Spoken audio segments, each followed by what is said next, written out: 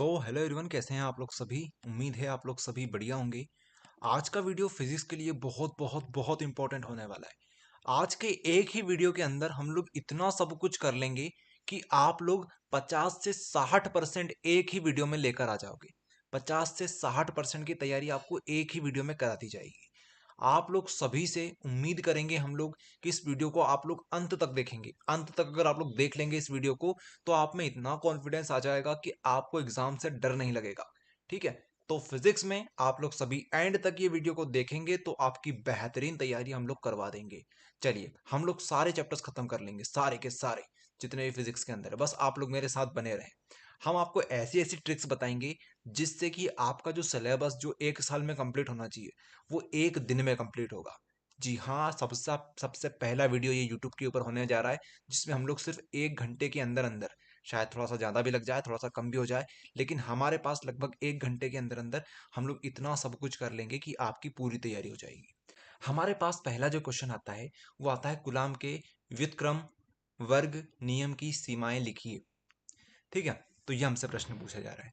तो इस क्वेश्चन को हमें 2 नंबर में देखने को मिलेगा। ये क्वेश्चन अगर परीक्षा में आता है तो इसको तैयार कैसे करेंगे। कूलाम के व्युत्क्रम वर्ग नियम केवल बिंदु आवेश के लिए ही सत्य है। हम लोग क्या बोलेंगे, इसका नियम जो है इसकी सीमाएं क्या क्या है। इसकी सीमा पहले तो ये हो गई कि ये सिर्फ किसके ऊपर काम करता है, बिंदु आवेश के ऊपर काम करता है। दूसरा इंपॉर्टेंट बात क्या है, ये यह केवल उन आवेश के लिए ही सत्य है जो विराम अवस्था में होते हैं। तो परीक्षा में लिख के आ जाओगे, अगर 2 नंबर में आएगा तो क्या लिखोगे कि भैया पहली बात तो ये कि ये किसके लिए सत्य है, बिंदु आवेश के लिए सत्य है। दूसरी बात ये कि ये जो है ये विराम अवस्था में ही काम करता है, जो कि यहाँ केवल उन आवेश के लिए ही सत्य है जो विराम अवस्था में होते हैं। तो ये दो दो बात लिख के जाओगे तो आपको 2 नंबर मिल जाएंगे। चलो आगे बढ़ें, फटाफट हो गया तैयार आपका। बिल्कुल क्लास को आपको एंड तक देखना है, सब कुछ तैयार करवा देंगे आपका। चलिए, फिर हमारे पास 2 नंबर के लिए क्वेश्चन आया। वो आया विद्युत फ्लक्स किसे कहते हैं। विद्युत फ्लक्स किसे कहते हैं। आप लोग सभी कॉपी लेकर साथ में बैठें तो आपकी और तैयारी हो जाएगी अच्छी तरीके से। देखिए, विद्युत फ्लक्स भी 2 नंबर में आएगा। कैसे करके 2 नंबर खाने हैं आपको। 2 नंबर आपको इस तरीके से खाने हैं कि 1 नंबर में तो आप डायग्राम बनाना इस तरीके से, ये इस तरीके से आप लोग डायग्राम बनाना। ये डायग्राम यहाँ पे दिया हुआ नहीं है परीक्षा बोर्ड में, लेकिन आप लोग सभी डायग्राम बना के आना। आ जाओगे सब बना के इस तरीके से, ये डायग्राम आपको बनाना है। इसके बाद आप लोग क्या लिखोगे, इसके बाद आप लोग लिखोगे कि जो हमारे पास विद्युत फ्लक्स होता है इसको इस तरीके से बनाया जाता है। ये जो होता है ये किसके बराबर होता है, ये होता है ई। फिर लिखोगे यहाँ पे ए, यहाँ पे लिखोगे कोस थीटा। क्या लिखोगे, कोस थीटा। तो आपको डायग्राम बना के आना है, साथ में ये फॉर्मूला लिख के आना है। अगर ये काम कर दोगे तो आपको 1 नंबर मिल जाएगा। इसके बाद एक लाइन आपको डेफिनेशन मतलब हमारी परिभाषा की लिखनी होती है। तो परिभाषा में क्या लिखोगे, विद्युत क्षेत्र में स्थित किसी क्षेत्रफल में अभिलंबत गुजरने वाली कुल बल रेखाओं की संख्या को विद्युत फ्लक्स कहते हैं। तो कुल रेखाएं जो जा रही है इस तरीके से, हमारे पास जितनी भी रेखाएं कैसी जा रही है, परपेंडिकुलर जा रही है, मतलब अभिलंबवत जा रही है, गुजर रही है यहाँ से, उन्हीं को हम लोग क्या बोलेंगे, विद्युत फ्लक्स बोलेंगे। तो यहाँ तक अगर आप लोग लिख के आ जाओगे परीक्षा में, साथ में ये फॉर्मूला लिख के आ जाओगे, ये बना के आ जाओगे, तो आपको 2 में से 2 नंबर मिल जाएंगे। चलिए, बाकी आप लोग आगे भी पढ़ सकते हैं यहाँ पे। फिर हमारे पास इंपॉर्टेंट क्या आ जाता है भैया, उसको देखेंगे हम लोग। हमारे पास फिर यहाँ पे आना है आपको। ये 4 नंबर में आता है क्वेश्चन। कितने नंबर में आता है, 4 नंबर में। 4 नंबर में कैसे आएगा, विद्युत बल रेखाओं के गुण लिखिए। क्या पूछेंगे आपसे, विद्युत बल रेखाओं के गुण लिखिए। तो सबसे पहले तो आप ये डायग्राम बना के आ जाओगे। ठीक है, डायग्राम बनाने के साथ साथ आपको बहुत सारी चीजें क्लियर हो जाएगी। देखिए, विद्युत क्षेत्र रेखा रेखा के किसी बिंदु पर खींची गई स्पर्श रेखा उस बिंदु पर परिणामी तीव्रता की दिशा निर्धारित प्रदर्शित करती है।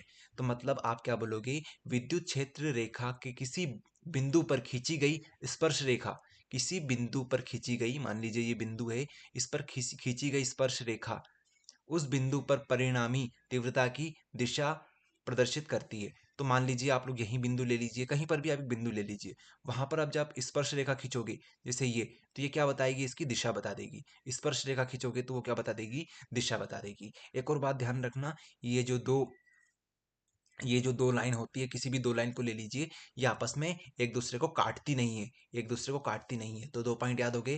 पहला ये कि किसी भी बिंदु पर आप लोग क्या बनाओगे, लाइन बनाओगे, तो आप क्या देखोगे, आप ये देखोगे कि वहां पर उसकी दिशा मिल जाएगी। उसके बाद दूसरा क्या बताओ कि 2 लाइन एक दूसरे को काटती नहीं है, 2 रेखाएं एक दूसरे को कभी नहीं काटती है। तीसरी बात क्या लिख दोगे कि जो रेखाएं हैं वो कहाँ से चालू होती है, धन से चालू होती है और ऋण पे खत्म होती है।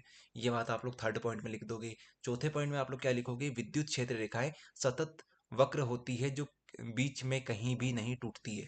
तो हमेशा सतत होती है, टूटती नहीं है बीच में से कि यहाँ से टूट गई, फिर यहाँ से टूट गई, फिर यहाँ से, सतत होती है इस तरीके से। ये याद हो गया। 4 नंबर आपके यहाँ पे कंफर्म हो गए। ठीक है, 4 नंबर का अगर ये क्वेश्चन आता है तो आप लोग तैयार कर लोगे इस तरीके से। देखो लिखते चलोगे तो और अच्छा लगेगा हमें भी और आपको भी, आपकी तैयारी और अच्छी होती जाएगी। चलिए आगे बढ़ें। चलिए आगे हमारे पास जो प्रश्न आता है वो आता है, विद्युत विद्रव से आप क्या समझते हैं। विद्युत विद्रव के कारण निरक्षीय स्थिति में किसी बिंदु पर विद्युत क्षेत्र की तीव्रता के लिए व्यंजक स्थापित कीजिए। तो देखिए ये इस तरह से प्रश्न आएगा हमारे पास, ये इस तरीके से हमारे पास प्रश्न आएगा। तो आप लोग बिल्कुल एक बात ध्यान रखिएगा, ये जो प्रश्न है इसको हमने यहाँ पर तो सॉल्व नहीं करवाएंगे। हम आपको ये जो प्रश्न हमारे पास है, ये शायद पेज नंबर कितना था हमारे पास, चलो कोई दिक्कत नहीं है, पेज नंबर को छोड़ो। लेकिन आप लोग एक बात ध्यान रखना, ये जो क्वेश्चन है हम ये यहाँ पे सॉल्व नहीं करवाएंगे। इसका वीडियो हमने बना रखा है पहले से ही, तो उसकी लिंक आपको डिस्क्रिप्शन में दे देंगे। जी हाँ, वो जो वीडियो रहेगा वो इंग्लिश मीडियम में रहेगा, लेकिन कोई दिक्कत नहीं है, क्योंकि यहाँ पे जो ये चीज़ें यूज़ हो रही है, जो चीज़ लिखी हुई है, ये सब हिंदी मीडियम इंग्लिश मीडियम सबके लिए एक जैसी होती है। तो अगर आपको पूरा वीडियो देखना है तो आप लोग वहां से देखिए, बहुत अच्छे से हमने वहां पे एक्सप्लेन किया हुआ है पूरा का पूरा। ठीक है, तो ये इंपॉर्टेंट क्वेश्चन है, 4 नंबर में आता है। बाकी अगर आप लोग ये क्वेश्चन याद नहीं कर पाते हैं तो आपको एक चीज सिखाते हैं जिससे आपका काम आसानी से हो जाएगा। 4 नंबर में ये क्वेश्चन आएगा तो ध्यान रखना, 1 नंबर आपको डायग्राम का मिलेगा। तो ये जो डायग्राम है इसको आपको याद करना है। 1 नंबर आपको डायग्राम का मिलेगा, 1 नंबर आपको मिल जाएगा लास्ट वाली लाइन का, ये वाली लाइन का, ये वाली लाइन का। ठीक है, 1 नंबर आपको ये वाली लाइन का मिलेगा। तो 1 नंबर यहाँ से पक गया आपका, 1 नंबर यहाँ से पक गया। 2 नंबर तो आपके कैसे भी करके मिल रहे हैं, 4 में से 2 नंबर तो आपके आ ही जाएंगे। लेकिन अगर आपको 4 में से 4 नंबर चाहिए तो आप लोग क्या करेंगे, आप लोग हमारा वीडियो देख लेंगे जो हमने बना रखा है, हम आपको डिस्क्रिप्शन में लिंक दे देंगे। इंग्लिश मीडियम का है लेकिन कोई भी दिक्कत नहीं है बच्चों, इंग्लिश मीडियम हिंदी मीडियम दोनों में सेम ही होता है डेरिवेशन। आई बात समझ में। तो आप लोग उम्मीद करेंगे कि आप लोग हमारी बात को समझेंगे। ठीक है, बाकी उसके बाद हमारे पास अगला डेरिवेशन आता है जो कि हमारे पास बहुत इंपॉर्टेंट फिर से हो जाता है, जो कि हमारे पास है गॉस थ्योरम। तो गॉस थ्योरम हमारे पास आती है, किसी विद्युत क्षेत्र में स्थित किसी बंद स्पष्ट के लिए गॉस का नियम लिखिए, गॉस थ्योरम लिखिए। तो ये भी हमने हमारे वीडियो में कंप्लीट करवा रखा है इंग्लिश मीडियम के, तो उसको आप लोग देखेंगे, हम सबकी लिंक डिस्क्रिप्शन में दे देंगे, आप लोग सभी चेक कर लेना। जो हमारे यूट्यूब, जो स्टूडेंट यूट्यूब पर देख रहे हैं वो तो कर ही लेंगे, बाकी जो हमारे ऐप के ऊपर देख रहे हैं एमपीबी ऐप के ऊपर, तो उनके लिए हम बता दें, आपको ऊपर एक सेक्शन दिख रहा होगा यूट्यूब का, यूट्यूब लिखा हुआ, उसके ऊपर क्लिक कर दो तो आप डायरेक्ट यूट्यूब पे पहुंच जाओगे। ठीक है, तो वहाँ पे आप लोग डिस्क्रिप्शन चेक कर लेना, तो वहाँ पे हमने सारी लिंक दे रखी है।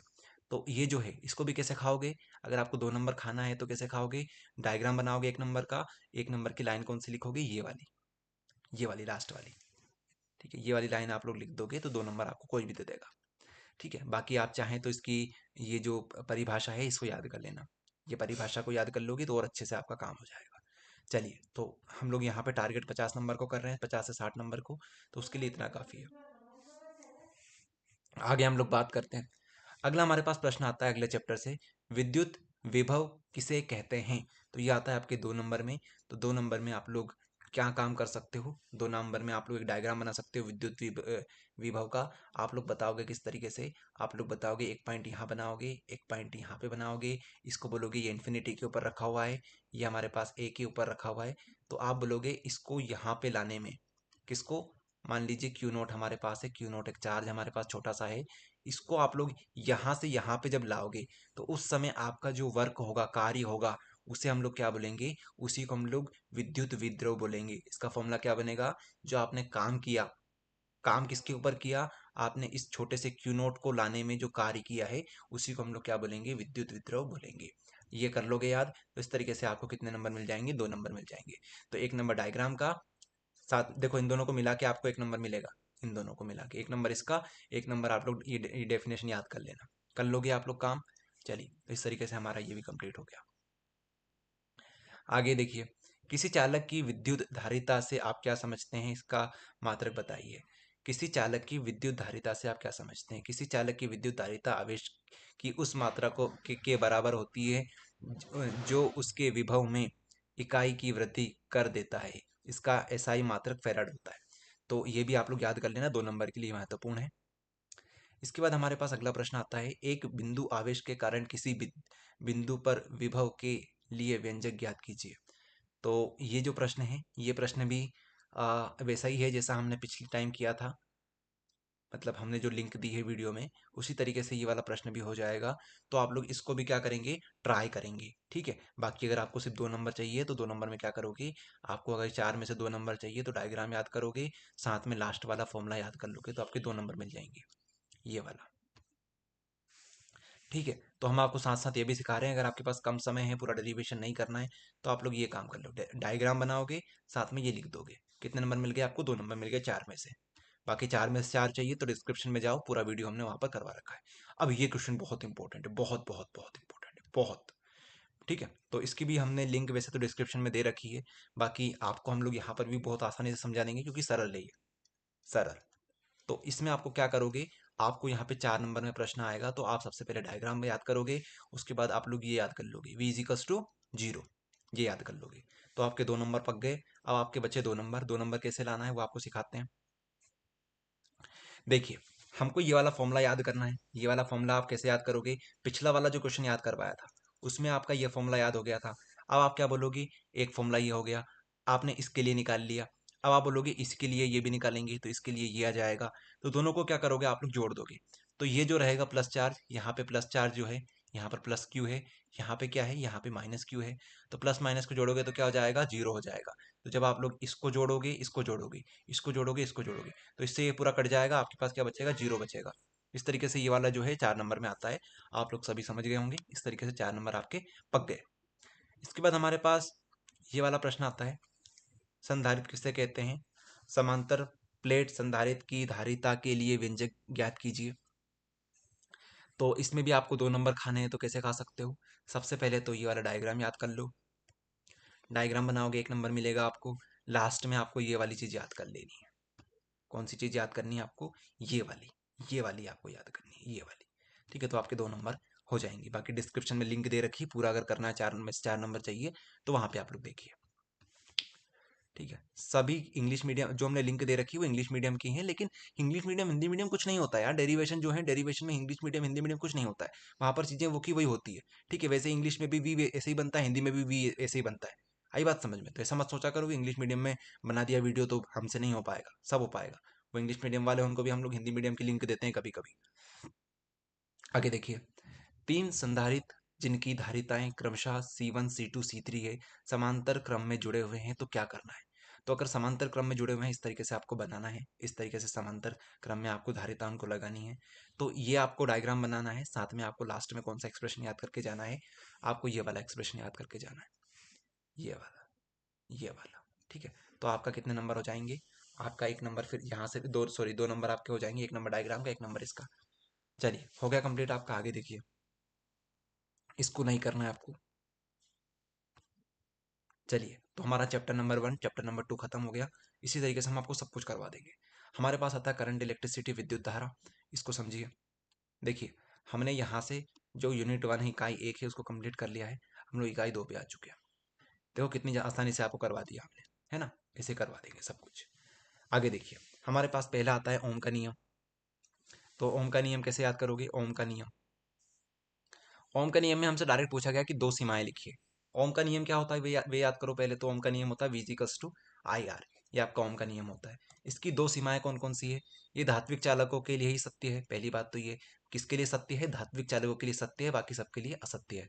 दूसरी बात क्या है इसकी, यहाँ पे आपकी भौतिक अवस्था जो है, जैसे लंबाई, ताप आदि, अपरिवर्तित होना चाहिए। लंबाई, ताप, ये कैसे होना चाहिए, अपरिवर्तित होना चाहिए। परिवर्तन कर दिया आपने तो ये गलत हो जाएगा, परिवर्तन नहीं करना है आपको। तो ये याद कर लोगे, 2 नंबर आपके कंफर्म हो गए। किरचॉफ का नियम याद करेंगे हम लोग। किरचॉफ का वोल्टता का नियम कैसे याद करेंगे, तो इसको आपको 3 नंबर में आपको देखने को मिलेगा। तो 3 में से आपको 2 नंबर कैसे लाने हैं वो सिखाते हैं, फटाफट फटाफट। तो देखिए, आपको याद करना है इस तरीके से कि हम लोग आई और आर का गुणा करेंगे। सबसे पहले तो आई और आर का गुणा करेंगे, उसके बाद इनको सबको जोड़ देंगे। आई और आर का गुणा कर दिया आपने, उसके बाद इसको जोड़ दिया, ये जोड़ने का साइन होता है। समीशन मतलब जोड़ना। तो ये किसके बराबर आएगा, ये आएगा ई के बराबर। लेकिन ई को भी जब हम लोग जोड़ देंगे तो ये दोनों बराबर आएगा। अब ई क्या है, ई हमारे पास जो इसका नाम दे रखा है वो आपको याद करना है, वी वा बल होता है, वी वा बल होता है हमारे पास।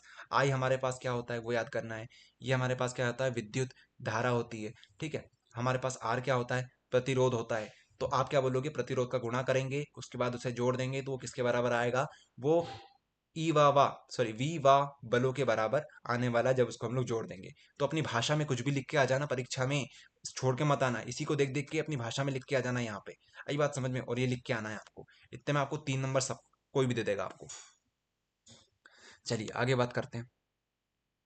यहां से हमारे पास महत्वपूर्ण प्रश्न बनता है, कौन सा है, ये हमारे पास किरचॉफ का पहला नियम है। किरचॉफ का पहला नियम, इसको कैसे याद करेंगे, किरचॉफ के नियम को आपको याद करना है किस तरीके से, डायग्राम चाहो तो बना देना इस तरीके से कि भैया सारे करंट जो है इस तरीके से देखो, ये पॉइंट के ऊपर सारे वायर जो लगे हुए हैं हमारे पास, तार लगे हुए हैं, ये यहाँ से जा रहा है, आ रहा है, जा रहा है, आ रहा है, जा रहा है, इस तरीके से जो चाहो वो बना के आ जाना।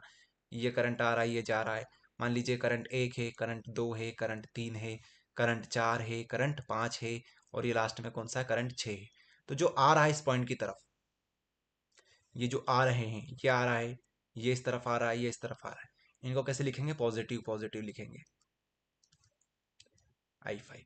और नेगेटिव इसको लिखेंगे जो जा रहे हैं, जैसे ये जा रहा है तो I2 को नेगेटिव लिख दो, और कौन सा जा रहा है, ये जा रहा है तो इसको माइनस में लिखो।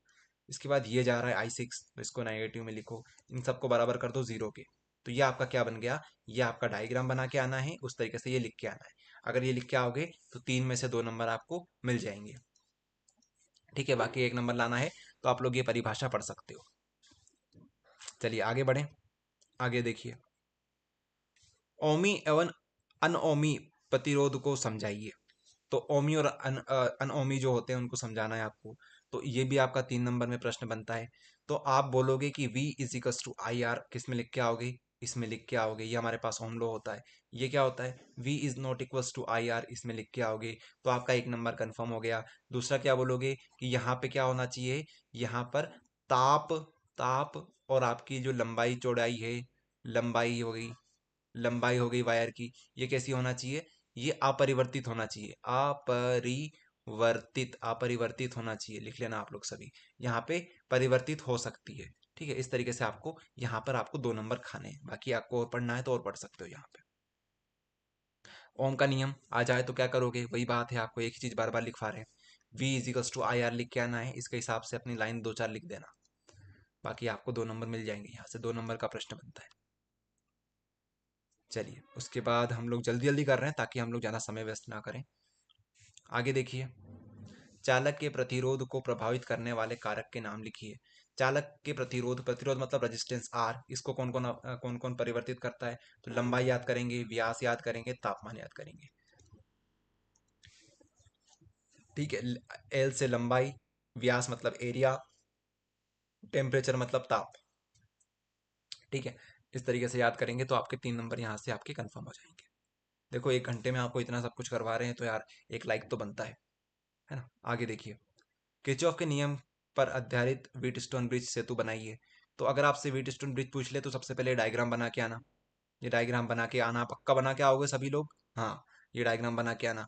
उसके बाद लास्ट लाइन कौन सी लिख के आना, P upon Q R upon S, ये लाइन लिख के आना, P upon Q R upon S. तो ये 2 लिख के जाओगे तो आपको कोई भी 2 नंबर दे देगा 3 में से। फिर हमारे पास अगला प्रश्न आता है ये वाला, प्रतिरोध और विशिष्ट प्रतिरोध में क्या अंतर होता है। तो प्रतिरोध जो होता है, प्रतिरोध किस आर से रिप्रेजेंट करते हैं, सॉरी, प्रतिरोध को आर से करते हैं, और विशिष्ट प्रतिरोध को हम लोग रो से करते हैं, रो। तो ये एक सबसे पहले साइन बना के आ जाना, पहला डिफरेंस कि इसका साइन ये होता है, इसका ये होता है। फिर इसका जो मात्रक होता है ये होता है ओम मीटर, इसका सिर्फ ओम होता है। ठीक है, तो 1 पॉइंट ये 1 पॉइंट ये 2 याद हो गए। उसके बाद क्या लिख के आओगे, इसकी परिभाषा लिख के आ जाना, ये वाली, ये वाली परिभाषा लिख के आ जाना। तो आपके 3 नंबर कोई भी दे देगा आपको। ठीक है, ये आपका तैयार हो गया। चलिए उसके बाद आप लोग ये वाला छोड़ दीजिए, ये वाला छोड़ दीजिए, न्यूमेरिकल छोड़ दीजिए, ये छोड़ दीजिए। फिर हमारे पास ये वाला आता है प्रश्न। तो ये वाला प्रश्न जो है हमारे पास, ये भी महत्वपूर्ण प्रश्न है। तो आप लोग ये वाले प्रश्न को यदि करना चाहें तो हमने इसको शॉर्ट में लिख दिया यहाँ पे। यदि किसी तार को खींचकर दोगुना कर दिया जाए तो उसका प्रतिरोध भी दोगुना हो जाएगा, क्योंकि आर हमारे पास डायरेक्टली प्रोपोर्शनल होता है एल के। तो ये प्रश्न होता है, इसका उत्तर ये रहेगा। इसको भी आप लोग तैयार करेंगे, ये 2 नंबर में आता है।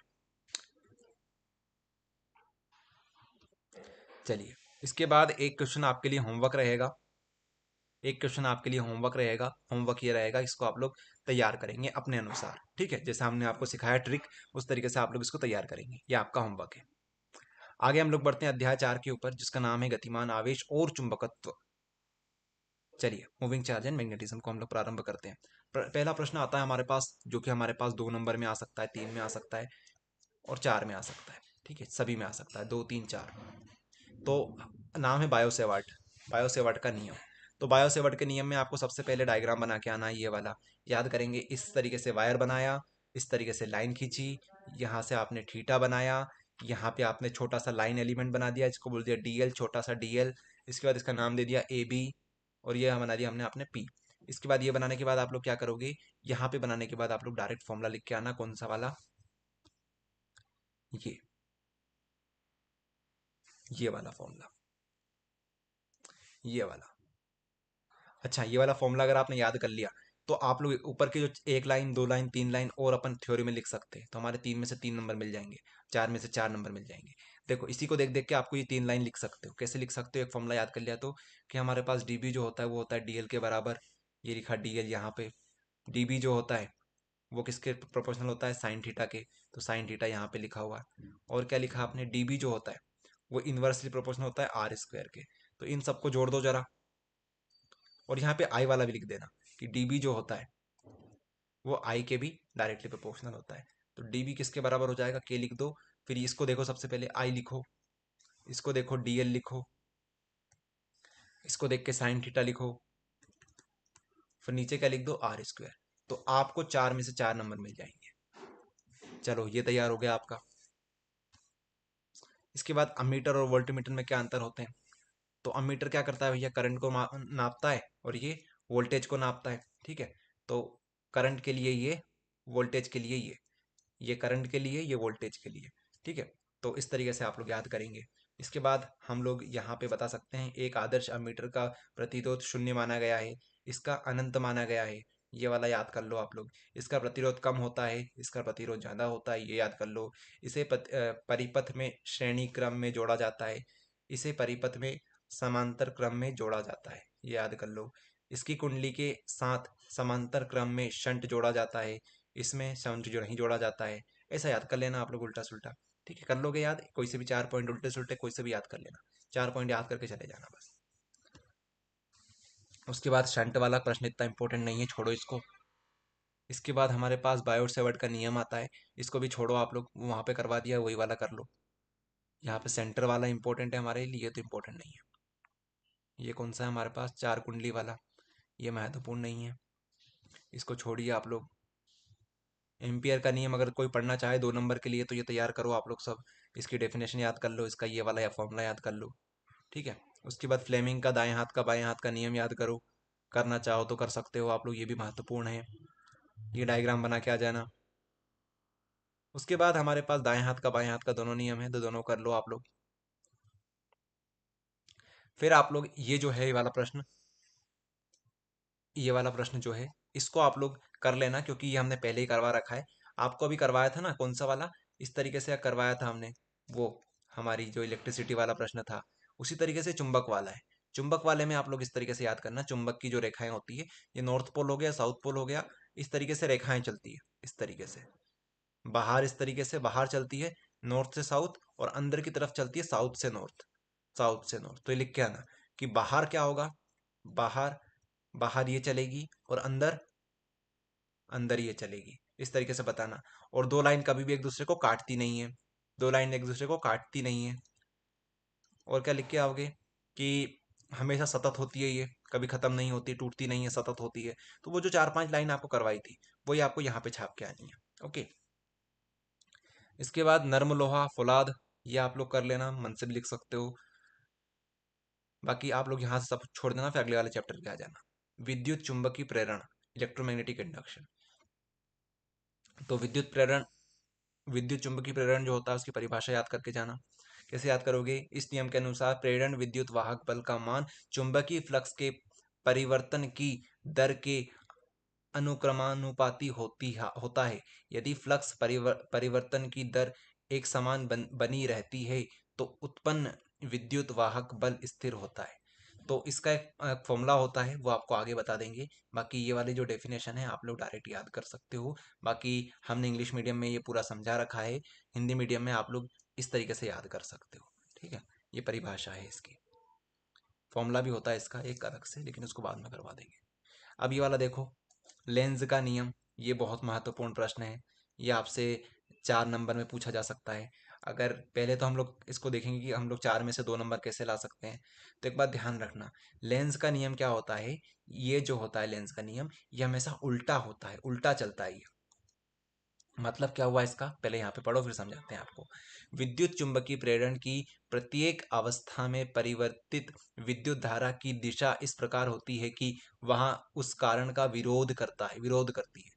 तो यहाँ से आपका महत्वपूर्ण है कि जो हमने अभी पढ़ा विद्युत क्षेत्र प्रेरण, कि वहां पे जो प्रेरित विद्युत धारा है, जो बन रही थी विद्युत धारा, जो विद्युत धारा हमारे पास बन रही थी, विद्युत धारा की जो दिशा होगी वो कैसी होगी? विद्युत धारा की जो दिशा होगी, दिशा ऐसी हो सकती है, ऐसी हो सकती है, ऐसी हो सकती है, ऐसी हो सकती है।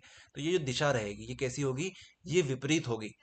किसके विपरीत होगी? जिसने उसको बनाया है, जिस कारण की वजह से ये धाराएं हमारे पास बन रही है, उसके विपरीत होगी। मतलब जिसने इसको पैदा किया है उसी का ये विरोध करेगा, उसी का ये विरोध करेगा, जिसके कारण वहां स्वयं उत्पन्न होता है। उसके बाद हमारे पास लिखा है, इस नियम की सहायता से प्रेरित धारा की दिशा ज्ञात की जाती है। प्रेरित धारा की दिशा इस नियम के द्वारा ज्ञात की जाती है। यह नियम ऊर्जा संरक्षण के नियम का अनुकूल है। यह आपसे ऑब्जेक्टिव भी पूछा जाता है, तो इसको आप लोग याद करेंगे। ठीक है, आप लोग ऐसा बता सकते हो, मान लीजिए हमारे पास ये एक सर्कुलर रिंग है हमारे पास। यहाँ पर आपके पास नॉर्थ पोल है, ये साउथ पोल है। ठीक है, आपने इसको इस तरफ लेके गए साउथ पोल को, तो ये रिंग जो है, रिंग क्या करेगी? इसको अपोजिट करेगी। तो साउथ का उल्टा क्या होता है? साउथ का उल्टा साउथ ही होता है। क्या होता है? साउथ का उल्टा साउथ। क्यों होता है? क्योंकि साउथ साउथ एक दूसरे को रिपल करते हैं, नॉर्थ नॉर्थ एक दूसरे को रिपल करते हैं। तो आप ये डायग्राम बनाना चाहो तो बना सकते हो कि साउथ को अगर हम लोग इस तरफ लाएंगे तो ये जो करंट की डायरेक्शन होगी ये इस तरफ हो जाएगी। इसको इस तरीके से कराएंगे तो यहाँ पे ऐसा बनेगा, ये इस तरफ जा रही है तो ऐसा ऐसा बनता है हमारा, तो ऐसा बना देना। ठीक है, तो ये हमारा डायग्राम बन जाएगा। चलिए, तो लेंस का नियम इस तरीके से आपको लिख के आना है। लेंस का नियम आप लोग और पढ़ सकते हो, यहाँ पे इंपॉर्टेंट है, सब करके आना। फिर आपसे पूछ सकते हैं स्वप्रेरण और अन्योन्य प्रेरण में क्या अंतर है। तो सबसे आसान भाषा में अगर हम लोग बात करें तो यहाँ पे हमारे पास सिर्फ एक कुंडली होती है, यहाँ पे हम लोग दो कुंडली का महत्व समझते हैं। ठीक है, तो इसमें एक कुंडली होती है, इसमें कितनी कुंडलियाँ होती है? दो कुंडलियाँ होती है। बाकी आप लोग और पढ़ सकते हो, दो अंतर हो रहे हैं हमारे पास, ये आपके ऊपर है। बाकी हम शॉर्ट में आपको करवा रहे हैं। उसके बाद हमारे पास अगला प्रश्न आता है, ऊंचाई और अपचाई ट्रांसफर में क्या अंतर होता है? ऊंचाई और अपचाई में क्या अंतर होता है? तो एक में हमारे पास क्या होता है? एक में देखो, दोनों में हमारे पास क्या होती है? दोनों में हमारे पास कॉइल्स होती है। तो एक में इस तरीके से समझ लो आप लोग, या फिर हम लोग इसको और अच्छे से बनाएं। तो 1 2 3 4 5, तो इधर क्या हो जाएंगे? थोड़े से कम टर्नर रहेंगे। इसी तरीके से हम लोग इस तरीके से बना सकते हैं कि यहाँ पे क्या होगा? यहाँ पे हमारे पास कम टर्न रहेंगे और इस तरफ ज़्यादा टर्न रहेंगे। तो एक तो ये अंतर हो गया। इस तरीके से आप लोग अंतर बता सकते हो। इसका परिणाम अनुपात 1 आता है, इसका परिणाम अनुपात 1 से कम आता है, 1 से अधिक आता है, इसका 1 से कम आता है। आप लोग इसे याद करेंगे। यहाँ ट्रांसफॉर्मर प्रत्यावर्तित विभवांतर को बढ़ा देता है, ये उसको कम कर देता है। यहाँ धारा की प्रबलता को घटा देता है, ये बढ़ा देता है। इस तरीके से आप लोग इसको याद करेंगे। ठीक है, चलो आगे देखो। चौक कॉइल छोड़ सकते हो आप लोग, इसे मत करो इसे अभी, ये भी आप लोग छोड़ो, क्योंकि यहाँ से बड़ा डेरिवेशन आएगा। ये इंपॉर्टेंट है आपके लिए, ये वाला महत्वपूर्ण प्रश्न है आपके लिए। ट्रांसफार्मर की ऊर्जा हानि बताओ। ट्रांसफार्मर जो होता है हमारे घरों के आसपास जो डीपी लगी हुई होती है, तो डीपी डीपी में किस तरीके से हमारे पास जो एनर्जी होती है, जो लाइट, जो हमारे पास ऊर्जा होती है, ऊर्जा का नुकसान कैसे होता है? तो देखो, 4 तरीके होते हैं, 4 से 5 तरीके हमारे पास होते हैं। एक तो होता है ताम्र, ताम्र का हास। तांबे की कुंडली को प्रतिरोध के कारण ऊष्मयी ऊर्जा के रूप में। तांबा जो होता है भैया कैसे होता है, गर्म होगा तो वहां पे क्या होगा, प्रतिरोध होगा, प्रतिरोध में वहां पे नुकसान हो जाता है प्रतिरोध। लोहा जो होता है, लोहा उसमें भी हमारे पास भंवर धाराएं बन जाती है, इस वजह से वहां पर भी नुकसान की संभावना है। और हमारे पास कहाँ कहाँ की नुकसान की संभावना है, हमारा जो फ्लक्स है वो लीक हो सकता है, क्षरण हो सकता है उसका फ्लक्स का, तो वो एक नुकसान हो सकता है। एक हमारे पास ध्वनि ध्वनि भी होता है, एक ध्वनि आप चाहो तो लिख लेना यहाँ पे, ध्वनि कि वहां से जो हमारी जो डीपियां होती है उनमें क्या होती है, ध्वनि इसलिए लिखना, ध्वनि ध्वनि हास्य भी हो सकता है। ध्वनि हास्य कैसे लिखेंगे आप लोग, ध्वनि हास्य का मतलब यहाँ पे ये है कि जो हमारी डीपी वगैरह होती है, ट्रांसफॉर्म जो होता है उसमें आवाज भी तो आती है, आवाज की वजह से भी वहां पे ऊर्जा का नुकसान होता है, ठीक है, घुन घुन ऐसी आवाज आती है वहां पे, तो इस वजह से यहाँ पे नुकसान हो जाएगा इसका भी। उसके बाद हमारे पास और प्रश्न जो आते हैं महत्वपूर्ण महत्वपूर्ण, वो आपको करवा देते हैं। ये वाला जो है, ये वाला आप लोग याद करेंगे, फराडे का नियम, ये 4 नंबर के लिए अति महत्वपूर्ण प्रश्न है ये वाला। तो विद्युत प्रेरण का जो हमारे पास फराडे का नियम आता है, इसको आपको याद करना है। इसमें आप लोग कम से कम इतना याद करके जाना कि जो इसके 2 नियम होते हैं, पहला नियम और दूसरा नियम, ठीक है। पहला नियम क्या बोलता है और दूसरा नियम क्या बोलता है। पहला नियम सिर्फ ये बोलता है कि हमारे पास जो विद्युत धारा है, प्रेरित धाराएं जो हमारे पास बन रही है, प्रेरित धारा जो होती है वो उतनी बनेगी जो हमारे पास चुंबकीय फ्लक्स रहेगा। जितना ज्यादा चुंबकीय फ्लक्स बनेगा उतना ही हमारे पास प्रेरित धारा बनेगी। दूसरा हमारे पास ये बोलता है कि हमारे पास जो जो विद्युत धारा बन रही है वो किसके डायरेक्टली प्रोपोर्शनल रहेगी, वो फ्लक्स में जो परिवर्तन होगा, जैसे ये परिवर्तन हो गया, एक में से एक घटाएंगे तो परिवर्तन हो गया, और साथ में समय में परिवर्तन हो गया, तो इसके डायरेक्टली प्रोपोर्शनल रहेगी। तो ये 2 पॉइंट बताना है आपको, प्रेरित धारा जितनी बढ़ेगी, सॉरी जितना फ्लक्स बढ़ेगा उतना प्रेरित धारा बढ़ेगी। उसके बाद हम लोग बोलेंगे कि हमारे पास जो फ्लक्स में चेंज आएगा, ऐसा लिख लो चाहो तो आप, फ्लक्स में जो चेंज आएगा उतना ही हमारे पास समय में चेंज आएगा। तो अगर ये ऐसा हम लोग लिखेंगे तो ये इसके बराबर आएगा, ठीक है, मतलब प्रोपोर्शनल आएगा एक तरीके से। और इसको हम प्रोपोर्शनलिटी का साइन हटाएंगे तो यहाँ पे माइनस के आएगा, और यहाँ पे आप लोग इस तरीके से लिख लेना। तो ये आपको याद करके जाना है, ये याद करके जाना है, ये याद करके जाना है।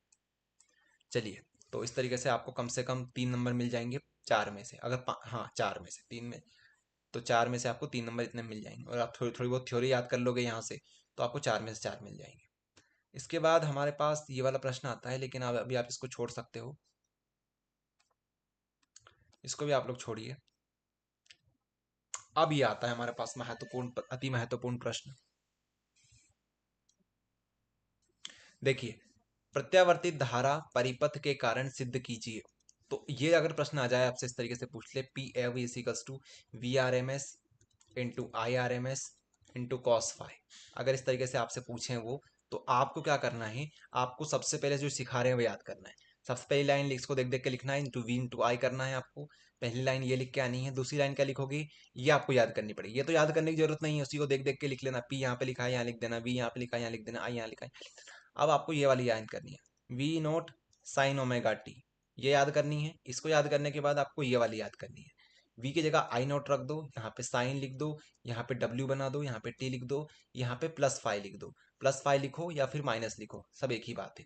तो ये लिख के आ जाओगे परीक्षा में। इसके बाद क्या करोगे आप लोग, ये वाली वैल्यू को यहाँ पे रखोगे, ये वाली वैल्यू को यहाँ पे रखोगे। चलो रखें, चलो रखते हैं भैया। पी आ जाएगा हमारे पास V naught sine omega T, यहाँ पे क्या आ जाएगा, गुणा करेंगे I naught sine omega T, फिर यहाँ पे -5 लगा देंगे। तो ये लाइन लिखने के बाद आप लोग अगर बीच की चीजें आपको याद नहीं रहती है तो आप लोग डायरेक्ट आखिरी पे आ जाओ। ये जो लाइन है, ये लाइन, इसी को देख देख के आपको आगे लिखना है। लास्ट में आप लोग ये लिख दोगे V R M S I R M S cos phi, ठीक है। लेकिन अब ये बीच की जो लाइन बची इसमें क्या करोगे, इसमें आप लोग ये करके आ जाना कि यहाँ पे लिखना पी, यहाँ पे लिखना वी नोट, यहाँ पे लिखना आई नोट, यहाँ पे लिखना कास फाई, और अपॉन में लिख देना, अपॉन में लिख देना √2 √2, ठीक है। इस तरीके से आपको लिख के आना है। बाकी देखो, ये लाइन तो आप लिख ही दोगे इसको देख देख के, ये लाइन भी लिख दोगे, ये लाइन भी लिख दोगे, ये लाइन भी लिख दोगे, और ये लाइन भी लिख दोगे। ये बस आपको याद करनी है, इस पे ज्यादा काम करना है।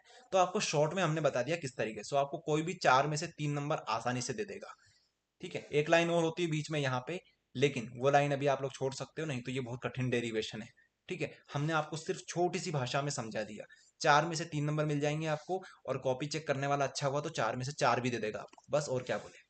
ये डेरिवेशन करके आना है बस आपको। फिर से सुन लो कैसा किया हमने। सबसे पहले ये हमारे पास क्वेश्चन में दिया हुआ होगा, इसको देख देख के हमने ये लिख दिया। फिर हमने ये 2 लाइन याद कर ली भैया, ये लाइन याद कर ली। इसके बाद इन दोनों की वैल्यू यहाँ पे रख दी, ये रख दी। इसके बाद हमने अंडर रूट टू से डिवाइड कर दिया, ये साइन साइन खप खा गए हमने। ठीक है, इनकी जगह पे हमने V naught under root two I naught under root two cos phi लिख दिया। अब यहाँ पे हम लोग आखिरी में जो क्वेश्चन हमारे पास दे रखी थी वो लिख दी बस। चलिए, तो इस तरीके से हमारा जो कठिन सा डेरिवेशन जो टीचर बोलते हैं बहुत कठिन है ये, उसको हमने आसानी से कर लिया।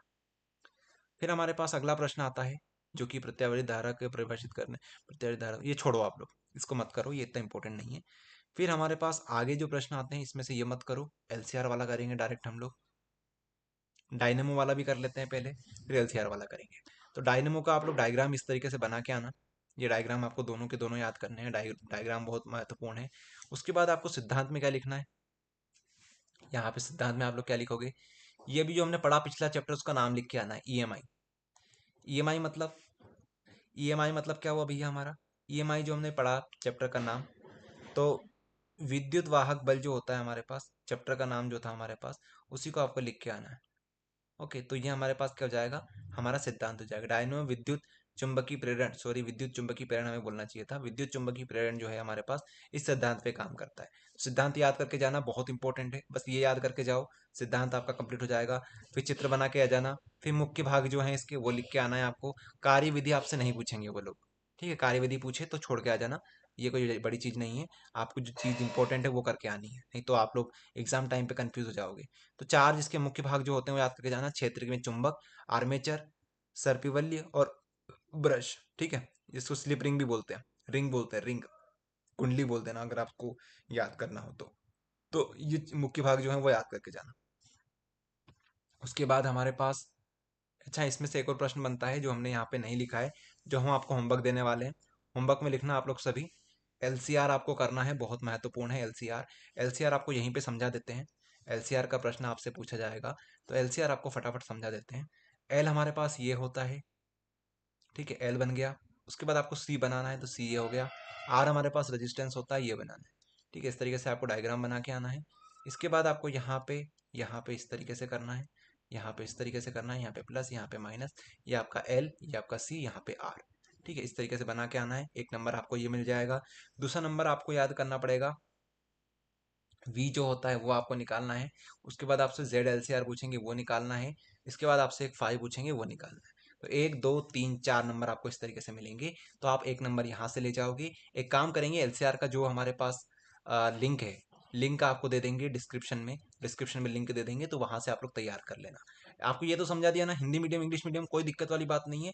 आपको डायग्राम ये बना के आना है, वी लिख के आना है, जेड एल सी आर पूछेंगे और आपसे फाइव पूछेंगे, ये चार चीजें आपसे पूछेंगे वो लोग, तो आपको बना के आना है। ठीक है, तो ये आपका होमवर्क भी है, साथ में डिस्क्रिप्शन में लिंक है, उसको आप लोग देखेंगे। चलिए आगे हमारे पास रे ऑप्टिक्स आती है। रे ऑप्टिक्स में से हम लोग महत्वपूर्ण महत्वपूर्ण पे ध्यान देंगे ज़्यादातर, तो ये आपको नहीं करना है। ये आपको करना है, अपवर्तांक की परिभाषा लिखिए, तो आप लोग फॉर्मूला याद करना, साथ में ये जो चीज़ लिखी हुई है इसको आप लोग डायरेक्ट याद कर लेना। उसके बाद हमारे पास महत्वपूर्ण प्रश्न जो आएगा उस पर हम लोग ज़्यादा ध्यान देंगे। ये भी हमारे पास महत्वपूर्ण प्रश्न है, इसको भी आप लोग कैसे याद करोगे, डायग्राम की तरह से याद करोगे। सबसे पहले तो आप लोग ये जो प्रकाश की उत्क्रमणीयता है जो लिखा है सिद्धांत, इसका सिद्धांत में आप लोग सबसे पहले तो डायग्राम याद करना, ये वाला। ये डायग्राम याद करने के बाद आपको क्या करके आना है, आपको ये वाले जो फॉर्मूला भी हमने ऊपर याद किया था उसी का हम लोग महत्व उसी को करने वाले हैं। तो ये देखो, ये वाला और ये वाला, ये दोनों एक दूसरे के जस्ट अपोजिट है। दोनों का गुणा करेंगे, दोनों का गुणा करेंगे तो हमारे पास ये आ जाएगा।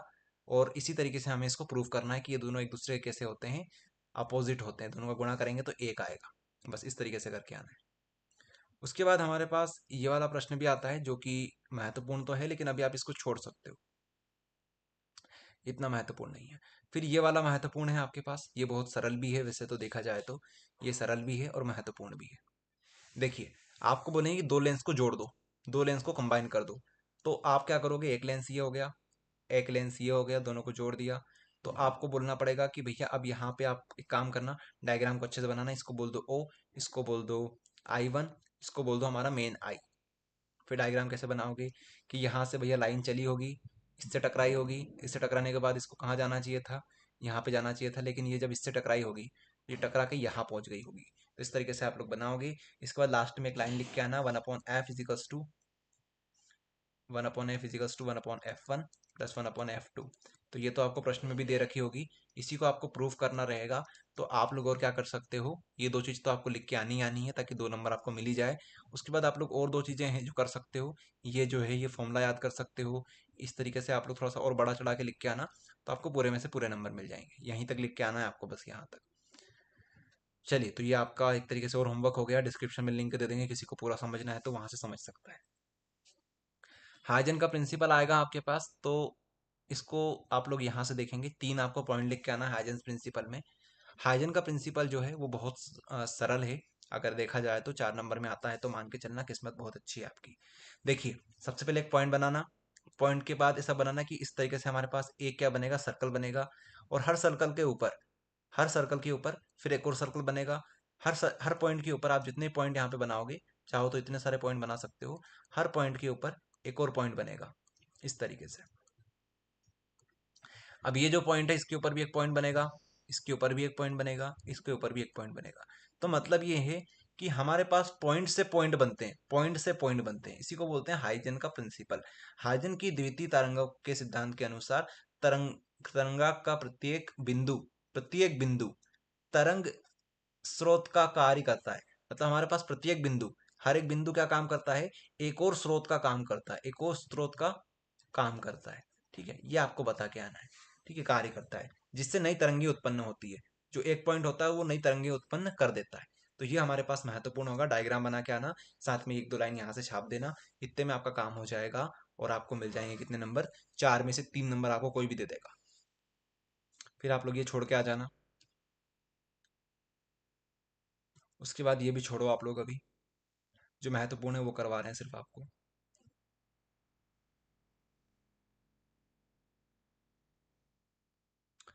फिर उसके बाद हमारे पास जो महत्वपूर्ण आता है, ये महत्वपूर्ण है। इसको आप लोग करिएगा, डायग्राम बनाइएगा। इसके बाद इसी तरीके से हमने जो पुराना वाला किया था ना, वैसे ही आपको यहाँ पे करना है। बस गुणा करना है, डरना वाली बात नहीं है। बस गुणा करते जाना, आखिरी में एक आ जाएगा आपका। बहुत मजेदार प्रश्न है वो वाला।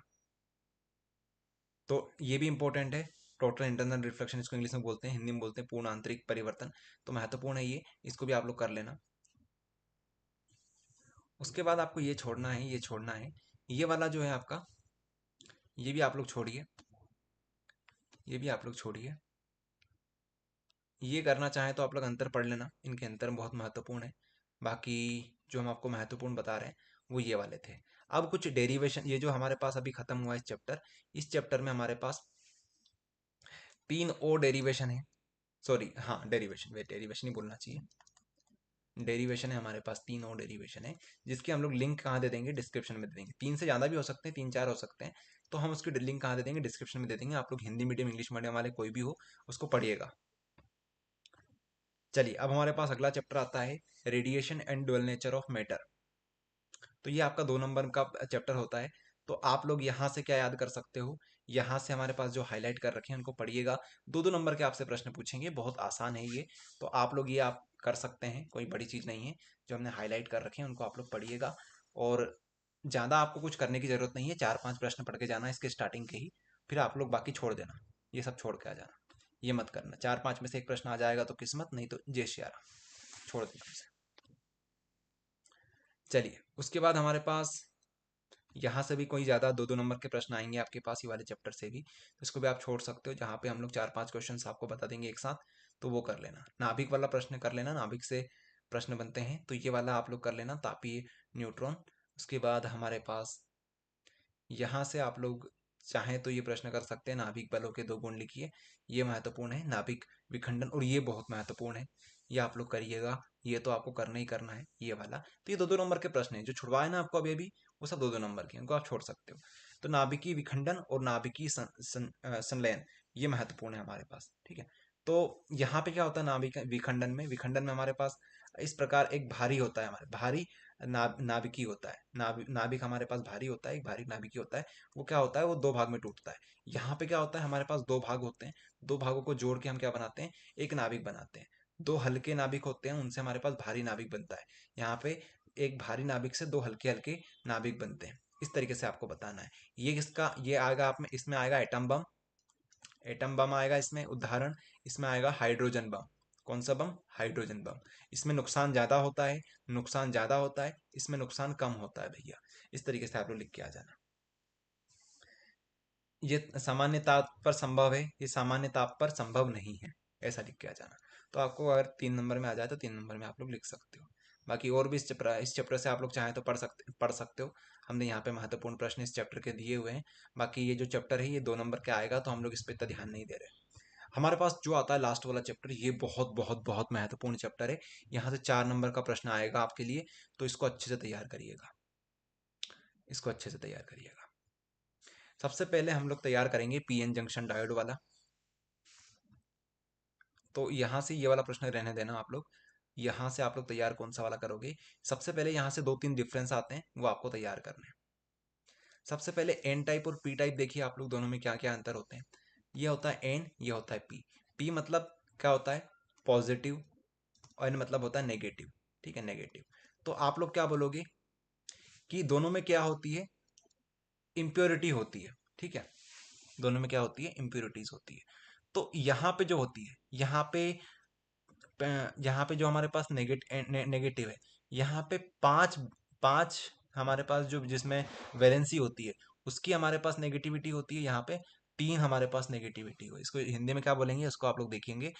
तो 5 संयोगी, यहाँ पे त्रिसंयोगी। ठीक है, तो यहाँ पे जो इम्प्योरिटी होती है वो 5 संयोगी होती है, यहाँ पे 3 संयोगी होती है। एग्जाम्पल आप लोग याद कर लेना, फॉस्फोरस, इसका आएगा एल्यूमिनियम, बस एक एक याद कर लेना। इसमें इलेक्ट्रॉन देखो, नेगेटिव में क्या होता है? इलेक्ट्रॉन ज्यादा होते हैं। पॉजिटिव में हमारे पास क्या होते हैं? ज्यादातर आवेश वाले, पॉजिटिव संख्या ज्यादा होती है। नेगेटिव में नेगेटिव की संख्या, पॉजिटिव में पॉजिटिव की संख्या। तो इस इनमें चलन बेंड की तली के नीचे दाता ऊर्जा स्तर होता है। इनमें संयोगता बैंड के शीर्षक के ऊपर ग्रही ऊर्जा स्तर होता है। तो आप लोग इसको अच्छे से याद करेंगे। तो हमने कुछ जो इजी इजी पॉइंट्स थे वो करवा दिए, बाकी आप लोग और पढ़ सकते हो। इनमें होल का घनत्व ज्यादा होता है, इसमें इलेक्ट्रॉन का घनत्व ज्यादा आता है। इस तरीके से आप लोग याद करना। होल मतलब पॉजिटिव चार्ज। फिर हमारे पास एक और महत्वपूर्ण आता है, जो डिफरेंस आता है वो ये वाला आता है। विद्युरोती और अर्धचालक में क्या अंतर होता है और चालक में क्या अंतर होता है? देखिए, इसको फटाफट करवा देते हैं। चालक का मतलब है हमारे पास कंडक्टर, जिनमें इलेक्ट्रिसिटी आसानी से पास हो जाती है।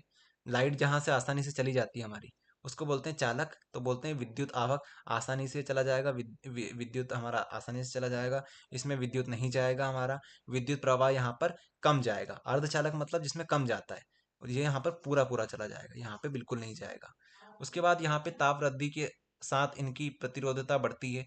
तो ताप बढ़ाओगे तो भैया इनको नुकसान है, इसमें कोई परिवर्तन नहीं आएगा।